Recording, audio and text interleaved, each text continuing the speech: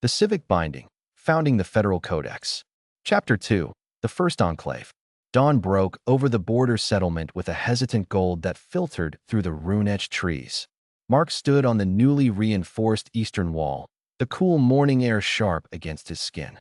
Below him, the militia moved with fresh purpose, Doran's deep voice barking corrections as soldiers practiced formations that actually held. The Provisional Enclave Pact had held through the night. No one had tested its teeth yet, but the subtle magic in the air felt different, tighter, more ordered. Mark could sense the Civic Binding threads now linking nearly 24 willing souls to the fledgling system. Celine joined him on the wall, silver hair catching the light. "Sleep well?" "Not really," Mark admitted with a small laugh. "I kept running scenarios in my head. How fast can we expand this before someone tries to break it? What happens when a bigger state notices a tiny border duchy suddenly growing stronger?" "You think like a ruler already." Celine's tone carried quiet approval. "Most summon ones spend their first week chasing levels or hoarding skills. You spent it drafting law." Below, Lyra directed a small crew as fresh stone rose smoothly into a watchtower foundation. Geometric patterns glowed under her hands, binding the new structure to the earth with unnatural strength. Fenric leaned against a post nearby, sharpening a dagger while his eyes scanned the treeline for threats no one else had spotted. A runner approached at a trot, breathing hard. "Lord Binder, Duke Harlan requests your presence in the hall." A messenger arrived from the neighboring barony at first light. They heard rumors of what happened yesterday. Mark's stomach tightened. One night. Word had already traveled. He nodded. "Tell the Duke we're coming." Turning to Celine, he added, "This is the real test.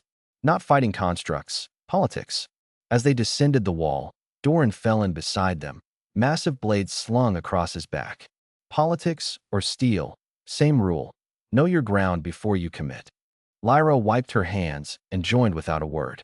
Fenric pushed off the post and melted into step at the rear, silent as smoke. The founding circle moved as one toward the hall. Mark felt the weight of every eye on them now, not just curiosity, but expectation. The first pact had been sealed. Now the real foundation work began. The hall felt smaller in daylight, maps and ledgers covering every surface. Duke Harlan stood at the head of the table, looking as though he had not slept. A travel-stained messenger in the colors of Baron Vellor waited nearby, cloak still dusty from the road. "Word spreads faster than arrows in these parts," Harlan said without preamble. "Baron Vellor's man arrived before breakfast. He wants to know what manner of binding magic turned a losing skirmish and reinforced our walls in a single night." The messenger stepped forward, bowing stiffly. "My lord sends greetings and a question. If this civic binding can strengthen a border state so quickly, what price does it demand?" "Baron Vellor offers alliance, provided the terms favor his house." Mark kept his expression calm, though his mind raced through historical parallels of fragile alliances. "The price is simple and mutual. Consent to the same provisional pact we offered Duke Harlan.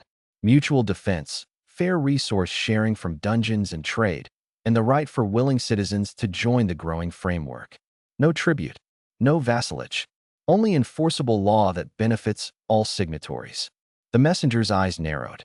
"And if my lord refuses? Then we remain neighbors," Mark replied evenly. "But raiders and rogue guilds will continue to bleed both our lands. A united front makes us harder targets. A divided one makes us easy prey." Celine spoke next, voice smooth and measured. "The binding only holds with genuine intent. Coercion weakens the magic. We seek partners, not subjects." Doran crossed his arms, his presence alone adding weight. "And if raiders test your borders while you debate, my blade and your men together can end the discussion quickly." Lyra added quietly, "I can strengthen your own fortifications as proof of good faith before any pact is signed." Fenric remained silent in the corner, but Mark caught the faint nod. The rogue had already slipped out earlier to listen to the messenger's escort. Whatever he had learned would come later. The messenger shifted uncomfortably, clearly weighing his lord's pride against the visible improvements in Harlan's settlement. "I will carry your words back. Baron Vellor expects a demonstration, perhaps a joint patrol or cleared dungeon, before committing." Duke Harlan looked to Mark. "Your move, Binder." Mark felt the civic binding pulse with anticipation. "Tell your Baron we accept. We will meet at the Crystal Pass in 3 days. Bring whatever forces he deems fit. We will show what coordinated law and skill can achieve against a shared threat." The messenger bowed and departed. Harlan exhaled. 3 days to prepare. If this works, we gain an ally. If it fails, it won't fail, Mark said, more confidently than he felt. Because this time, the law itself fights on our side. The next 3 days blurred into controlled chaos. Mark spent mornings drafting clearer clauses for the expanding pact, refining language so the magic would interpret intent with less ambiguity. Afternoons were spent watching Doran drill mixed squads from both states, Lyra raising defensive outposts along likely approach routes, and Celine weaving layered wards that reinforced every binding Mark placed. Fenric came and went like a ghost, returning each evening with maps of rogue guild movements and whispered warnings about potential ambush points at Crystal Pass. By the second night, 27 more citizens had taken minor oaths. The shared experience pool grew steadily, and Mark's Civic Binding climbed to level 2, 67% toward level 3.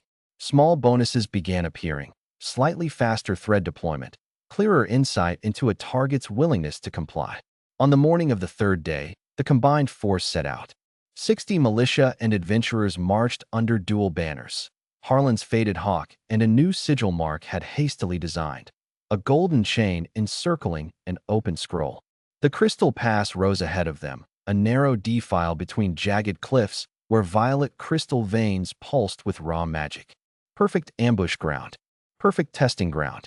Mark rode near the front beside Duke Harlan. Remember, any agreement we make today must be voluntary on both sides. The binding rewards trust. It punishes deceit. Harlan grunted. Easy to say when you hold the magic. Which is why I'm offering Baron Vellor the same choice you had, Mark replied. Witness the pact in action first. Then decide. Celine rode on Mark's other side, scanning the cliffs. Movement above. 3 watchers, likely Vellor's scouts. Doran's hand rested on his blade. Lyra's fingers twitched, ready to reshape the ground if needed. Fenric had already vanished into the rocks ahead. As the column entered the pass, Baron Vellor's forces appeared on the far side, nearly 80 strong, banners snapping in the wind. At their head rode a lean, sharp-featured man in fine plate, flanked by mages and heavily armed knights. Baron Vellor reined in his horse and studied Mark's group with open appraisal. So, he called across the distance, voice echoing off the stone. You are the one who claims law can be forged into chains of power. Show me. Mark dismounted, stepping forward into the open space between the two forces. The air hummed with tension and latent magic. He raised both hands. Golden threads of Civic Binding unfurled, not as weapons, but as a visible framework hovering between the two groups. Then let us begin. The pass fell silent except for the distant drip of water from crystal veins. Baron Vellor's eyes narrowed at the glowing golden framework Mark had summoned. This is no mere light show, Mark said, voice carrying clearly. This is the skeleton of a binding pact. Mutual defense against the rogue guilds currently raiding both our territories. Shared access to the dungeon at the pass's end, with fair tides enforced by magic. And the option for any of your people to join willingly and gain the same protections. Vellor gestured to one of his mages. A detection spell washed over the framework, returning bright confirmation. It is real magic. But power always has a price. What do you truly want, outsider? Stability, Mark answered simply. A single enforceable system that grows strong enough to protect ordinary people instead of letting guilds and warlords bleed the land dry. Start here, with us. Test the pact on today's dungeon run. If it delivers results, we formalize a full agreement. Celine stepped up beside him, adding her own spell work. Delicate arcane threads wove through Mark's framework, creating visible safeguards. Violation weakens the offender's skills. Compliance strengthens everyone. No hidden curses. No loopholes for betrayal. Doran moved forward with a squad of mixed militia. We clear the dungeon together, your men and ours. Side by side, you'll see how the binding turns individual strength into something greater. Lyra knelt briefly, pressing her palm to the ground. A glowing path of reinforced stone formed leading into the dungeon entrance, wide enough for coordinated ranks. Fenric appeared from the shadows near Vellor's line. whispering something to the Baron that made the noble's expression shift from suspicion to guarded interest. Vellor was quiet for a long moment. Then he dismounted. "Very well. One dungeon. One test. My best team joins yours. If the rewards are fairly divided and my men return stronger, we talk terms." Mark extended a single bright thread toward the Baron. "Swear only what you mean. The magic will know the difference." Vellor placed his hand near the thread and spoke clearly. "For this dungeon run and the defense of our combined borders, I consent to the provisional pact." The thread connected. Golden light flared, linking the two leaders and rippling outward to encompass both forces. Provisional pact extended. Baron Vellor's forces. Party size increased. Shared experience pool expanded. Civic Binding. Experience gained. Plus 34. A visible ripple of energy passed through the assembled warriors. Several men stood straighter, as if feeling new strength flow through old oaths. Mark allowed himself a small, private smile. 2 states. 1 binding. The Arcane Federal Authority was no longer just an idea in his head. It was growing. The dungeon entrance yawned before them, crystalline walls pulsing with unstable magic. Mark felt the Civic Binding thread stretch and adapt as the combined force moved inside. Harlan's militia and Vellor's knights now fighting under the same glowing framework. The first chamber erupted with feral crystal elementals, sharp, jagged creatures that reformed when shattered. Without the pact, the two groups would have clashed over positioning and loot. Instead, Doran's barked orders blended seamlessly with Vellor's captains. Lyra reshaped the terrain into kill zones. Celine's spells reinforced every binding mark placed on fractured elementals, turning their own instability against them. Fenric darted through the chaos, disrupting spawning points before they could overwhelm the line. Mark stood at the center, hands raised, threads connecting allies and restricting enemies. Each successful coordination sent experience flowing into the shared pool. He watched numbers climb in real time. Civic Binding, multi-target enforcement active. Experience gained, plus 67. Total experience, 201 out of 300, level 3 approaching. By the time they reached the core chamber, the difference was undeniable. Vellor's men moved with greater confidence, their skills subtly amplified by the pact. When the final guardian, a towering crystal titan, fell, the loot distributed itself according to the binding's fair share clause. No arguments, no bloodshed over cores or rare drops. Baron Vellor stood among the shards, breathing hard, staring at the glowing thread still linking him to Mark. "It worked," he muttered. "My mages report their spell efficiency increased mid-fight. My knights hit harder when fighting beside yours." Mark lowered his hands, sweat beading on his forehead, but satisfaction burning brighter. That is the power of ordered consent. Scale it further, and entire regions could stand where only chaos ruled before. Vellor looked at his own men, tired but unbroken, some already laughing with Harlan's soldiers. Then back to Mark. "Draft the full agreement," the Baron said. "I will sign.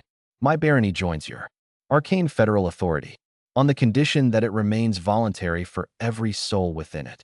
Mark felt the Civic Binding surge with new strength as the pact deepened. Major milestone achieved. First Allied territory secured. Civic Binding, level 3 unlocked. New ability, Enclave Codex, allows creation of localized law frameworks. Golden light flared around the entire party.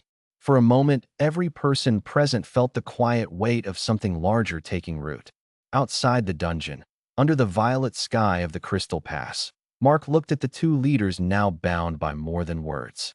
The founding circle stood with him, Celine's calm pride, Doran's solid approval, Lyra's quiet satisfaction, Fenric's calculating nod. Chapter 1 had been awakening. This was the true beginning. The Arcane Federal Authority had claimed its first 2 territories, and the continent would soon feel the difference.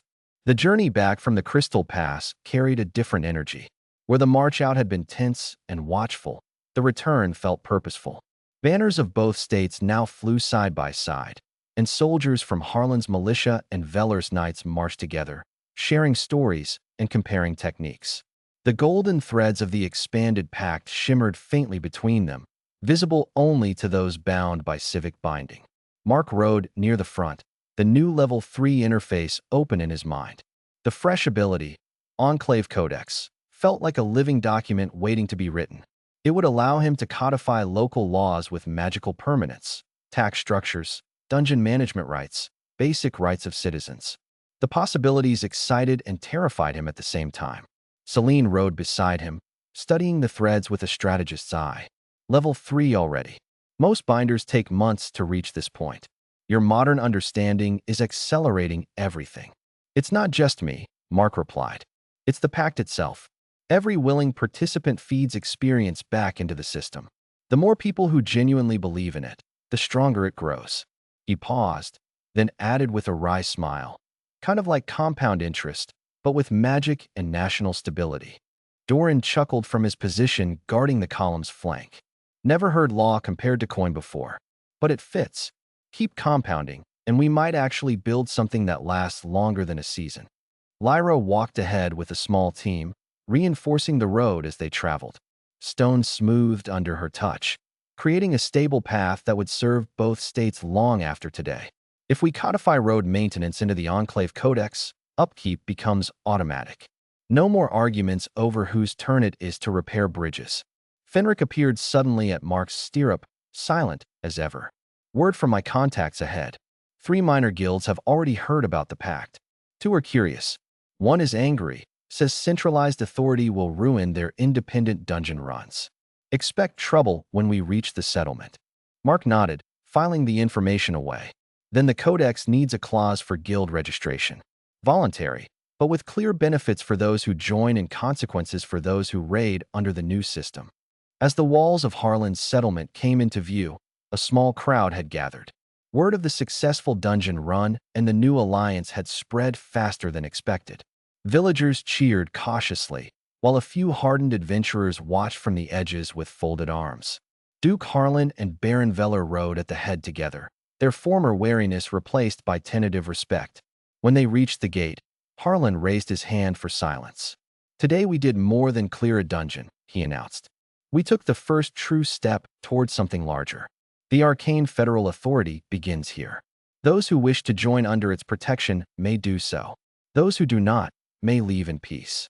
But raiders and oathbreakers will find no shelter within our borders. Mark dismounted and stepped forward. He raised both hands, letting the Civic Binding glow brightly so everyone could see. The Enclave Codex is ready to be written, he called out. It will protect the weak, reward contribution, and punish only those who break their word. Who among you will help shape it? Several hands rose immediately. More followed slowly. Threads began extending from Mark toward the volunteers, each connection strengthening the growing web. But at the back of the crowd, a group of rogue adventurers turned away with dark expressions.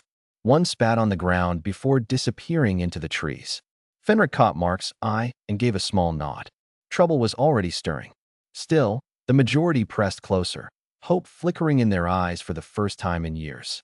Mark took a deep breath and began drafting the first lines of the Codex in his mind. 1 page at a time, 1 oath at a time. The foundation was no longer cracking open. It was beginning to stand. Midnight found the settlement quieter than it had been in months. Most lanterns had been doused, but the new Codex glowed faintly from its place of honor in the hall, casting a soft golden light that spilled through the windows like a promise. Mark stood alone on the western wall, cloak pulled tight against the chill. The Civic Binding threads stretched out from him in a wide, invisible net, linking the guards on duty, the sleeping volunteers who had taken oaths, and the 2 allied leaders now resting inside. Level 3 made the connections feel smoother, almost natural. A soft footfall behind him announced Celine. She stopped at his side, silver hair silvered further by moonlight. You should rest, she said gently.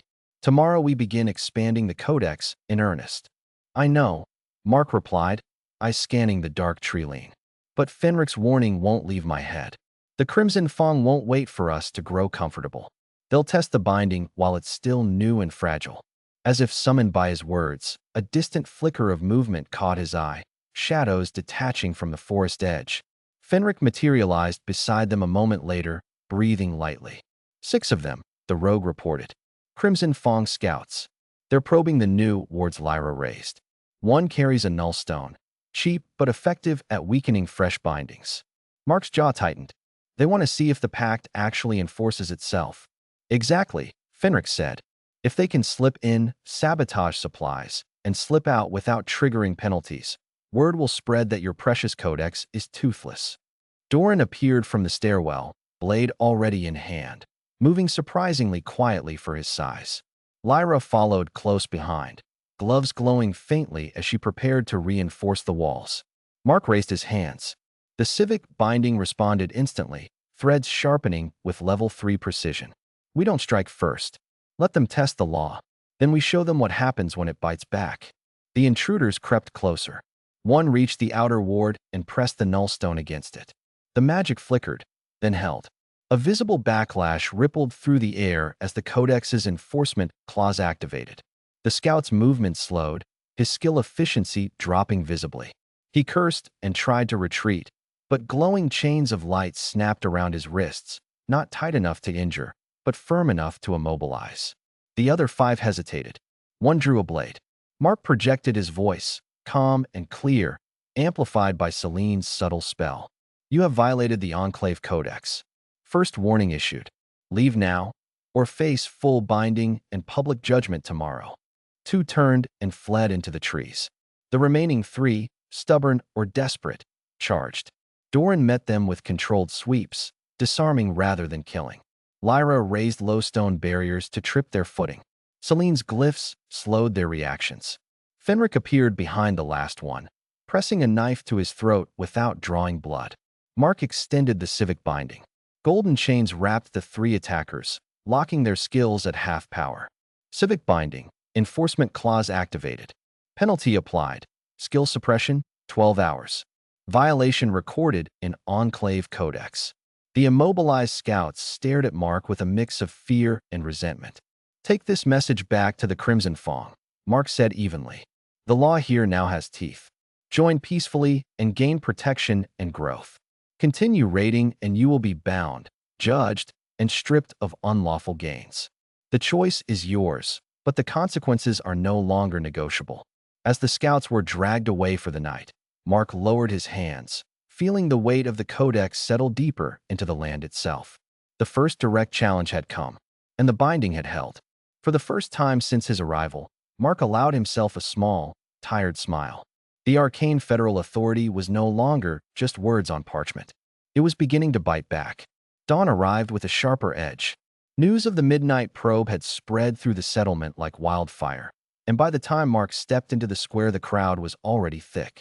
Villagers murmured in clusters while the 3 captured Crimson Fang scouts stood bound in the center, skill suppressed, and glaring at the ground.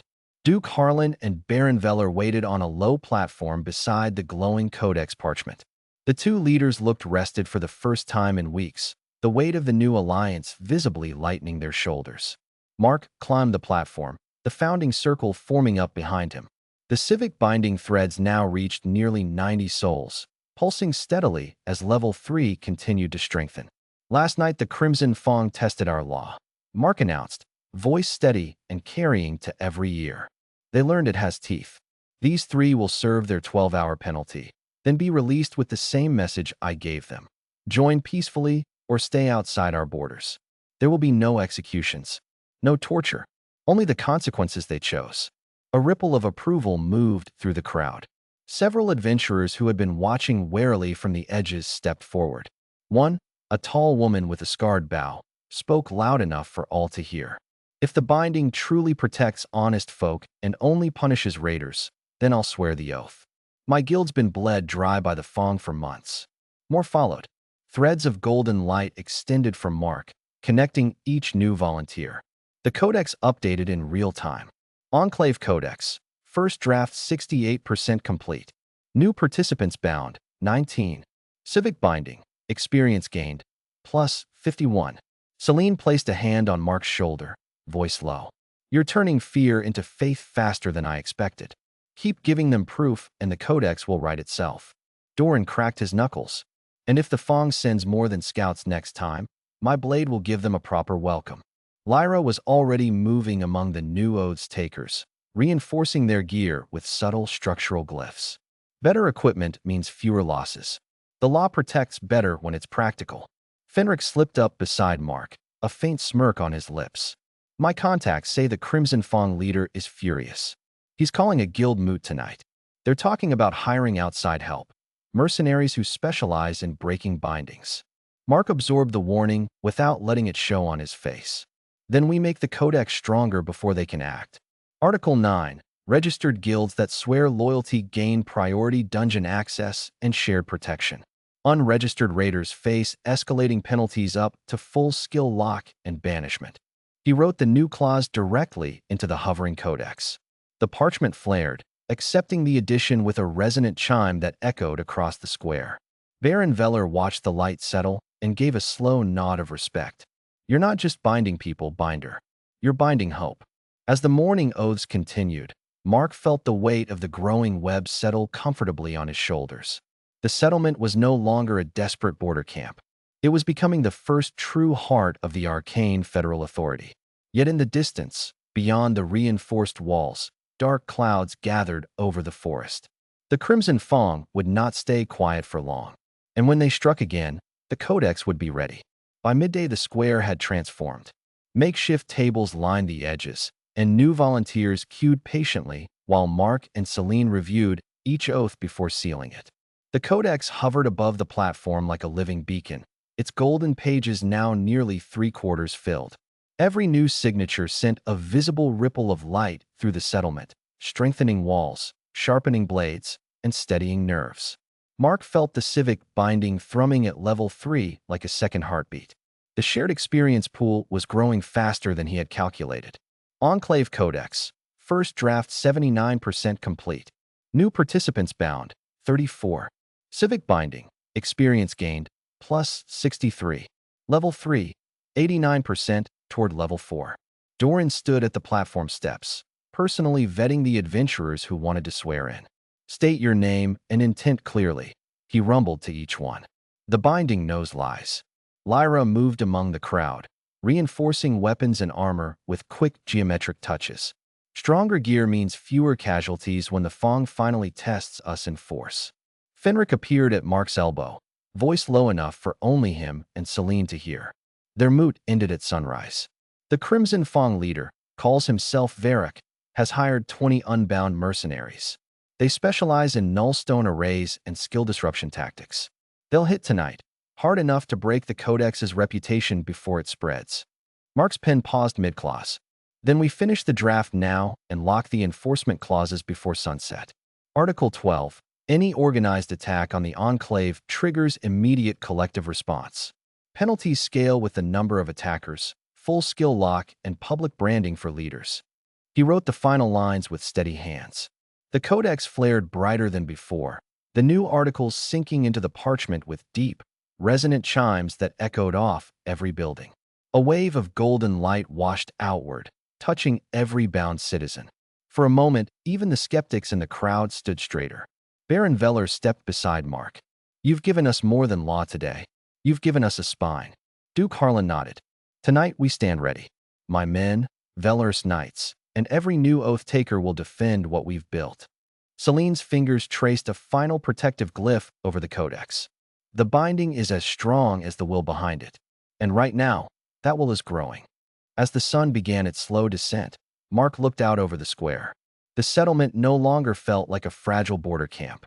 It felt like the seed of something permanent. Yet beyond the walls, the forest had gone unnaturally still. Varric and his mercenaries were already moving. The Codex was finished. Now it would be tested in blood and magic.